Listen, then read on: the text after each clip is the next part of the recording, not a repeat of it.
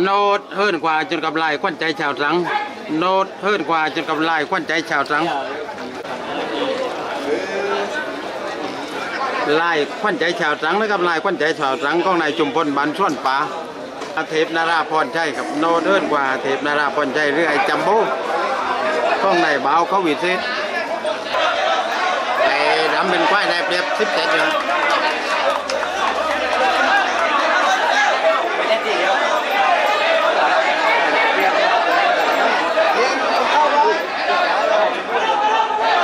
ตอนข้ามาไม่ไอ้ไล่คนกลางจับเผือนะครับแต่พอมันทรูแล้วนุกกับไอ้รถกาโต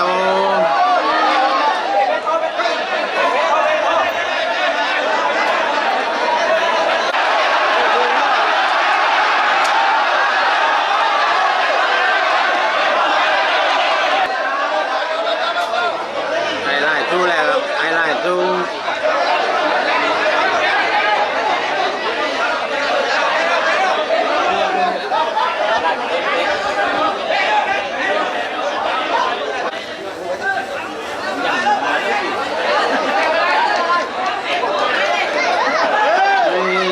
ไล่สู้กันมาแล้วไอ้โน้ตก็ไม่กลัว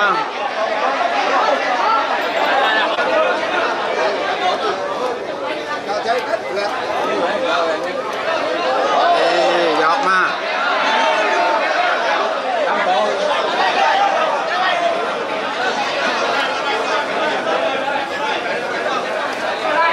ไล่หรือโน้ตหรือไล่กับดำนะครับดำเป็นโน้ตเดินกว่าเทพนาราพรใช่นักนี่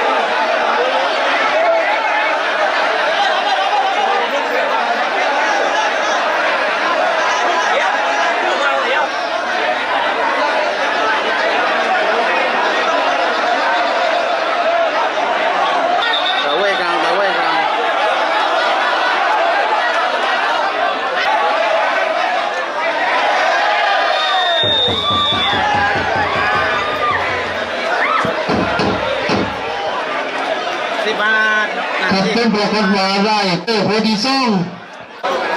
ลายควันใจชาวตรังนะครับลายควันใจชาวตรังของนายจุมพลส่วนป่า